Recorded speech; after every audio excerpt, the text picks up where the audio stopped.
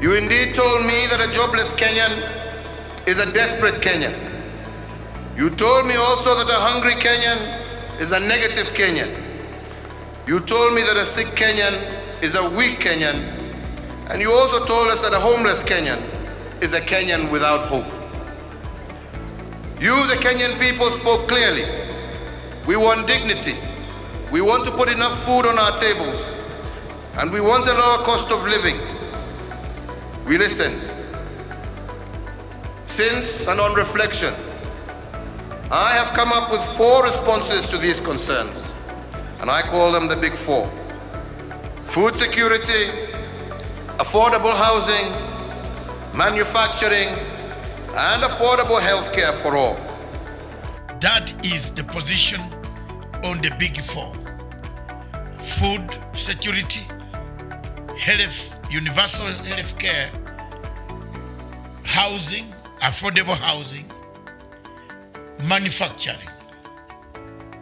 Many of the people in the rural areas would like to know how food security is very important, to have food enough for eating and surplus for export, to have enough food to feed families. Many people would like to know what universal health care is. We need to start to talk to people, to tell them, to do documentaries. How is the fishing? What type of fishing can be done on a small 1 acre? We need to go out inside in the villages, get our teams that can come up with all documentaries, weekly, daily, so that fishing can be improved. Fishing can become one of the food. When people talk about food in Africa, Miriam, in Siaya, for example, people think of the maize, but fish is also a food item that must be stored, that must have facilities for. The 4th element is food security and nutrition. Since independence, we as a people have sought to ensure that our citizens enjoy food security and proper nutrition. And while we have made good progress, the challenge, however, remains yet to be fully conquered. It is time to address once and for all the multiple and interlocking factors that leave too many Kenyans at risk of hunger. Our immediate actions start now. We will bring targeted taxation to bear to put arable land to use. We will continue to encourage and facilitate large-scale commercial agriculture to diversify our staples through irrigation and other technologies. We will protect our water towers. Small-scale farmers will receive better extension services and market access, and subsidies will be redesigned to improve food yields and production quality. We have said 3 items: obstacles, success, and the challenges.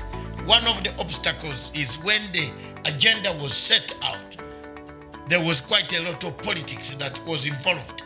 So time has come for us to remove politics from it and assure the people, the ordinary people, the ordinary mwananchi, citizen of Kenya, that if you have this, you can improve the food security. If you do this, you'll improve the healthcare system. If you do this, if you can plan for a cheaper housing in your local area, a cheaper industry, an industry, a cottage industry. For example, look at what we want people. How many youths can gather themselves into a group in Kayole? 10 youths. If you can be washing people's clothes, ironing them, their shirts, when they come from school, they pay you 300 shillings or 100 shillings, bob, or 20. And if you are doing that as a small group, this is, you see, a small cottage industry begins there. Then you end up with a huge, dry cleaner in Kayole, made by youth. But most of the people in our African context, especially Kenya and Uganda and other places, people are focused on the government getting them the jobs. But there is a job. There is the youth fund where you can go and borrow 50,000 shillings and buy dryer, buy this, By that, you iron people's clothes. There are so many people who are lazy who want, I'm not condemning them, but they go to work very early in the morning. They don't have time to wash this cloth. But you can say, bring your shirts here. You'll have them in the tomorrow morning. You put in a dryer, iron, another youth is ironing. You earn your living. You create employment for yourselves and for the people surrounding you. So job creation.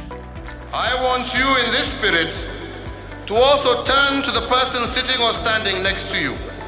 Greet them and say how proud you are to be Kenyan, and tell them that you are their keeper. Because to be Kenyan, at its core, is about loving your neighbor.